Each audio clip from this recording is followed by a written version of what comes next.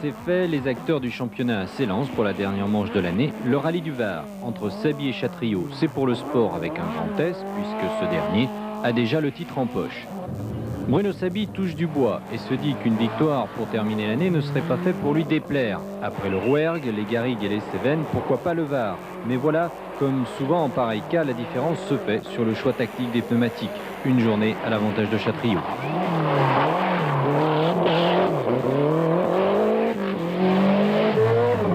La route d'honneur pour César Baroni qui a cœur ici de prouver à tous et principalement à ses employeurs qu'il mérite cette Groupe A.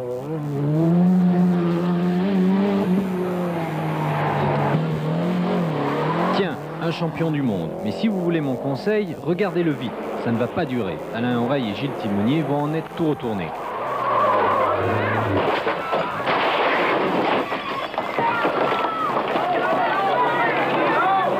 La même au ralenti pour la séquence cascade.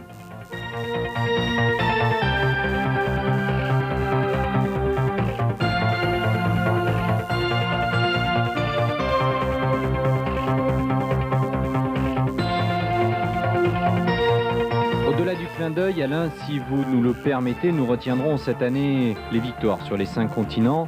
En fait, une histoire d'homme simple, l'acteur et le réalisateur.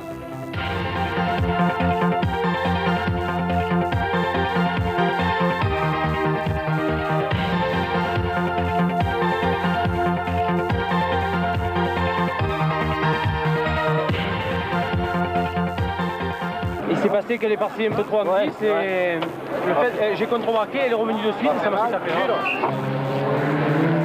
En Groupe N, c'est la Ford de William Audou qui sera la plus rapide. Malheureusement, dans la 6e épreuve, le pilote connaîtra le même sort qu'Alain Oreille. Derrière, la bagarre fait rage entre Christian Gazot et sa GT habituelle et le Corse Claude Balési. Après l'action, séquence gastronomique.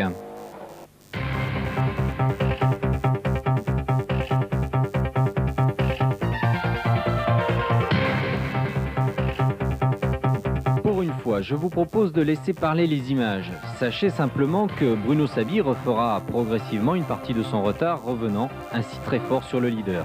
Que Baroni viendra s'immiscer à la 2e place du général et que François Delecourt a été égal à lui-même, c'est-à-dire excellent.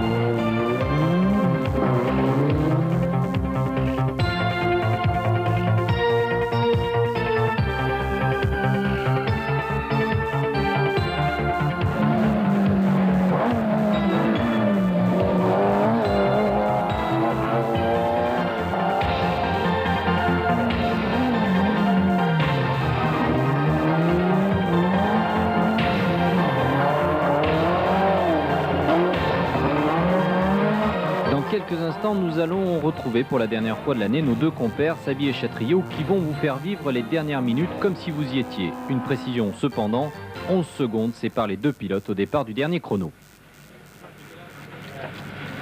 Gros problème dans la mesure où je peux pas J'ai beaucoup de mal maintenant à empêcher Bruno de remonter dans certaines spéciales parce que les routes sont très glissantes. Malgré le beau soleil, ou à cause de lui plutôt, l'humidité ressort dans les forêts et c'est beaucoup plus glissant encore qu'hier.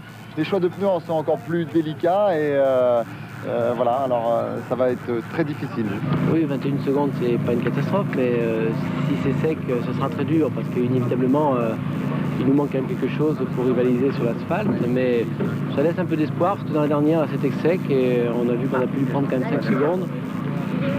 En prenant un peu des risques quand même, mais effectivement, je crois que c'est jouable. Il va falloir garder le même rythme.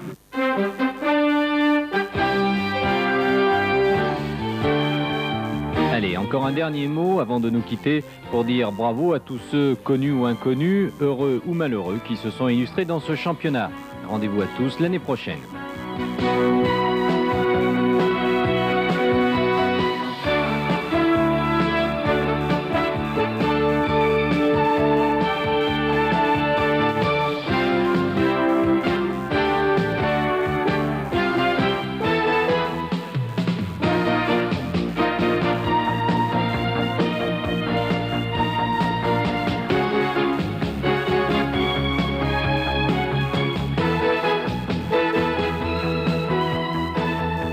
On commence à y croire puisqu'on était revenu à 11 secondes de François Chatriot. On savait que, pas que c'était vraiment jouable, mais je me suis dit qu'il fallait garder le même rythme, tout ça pour ne pas avoir de rejet.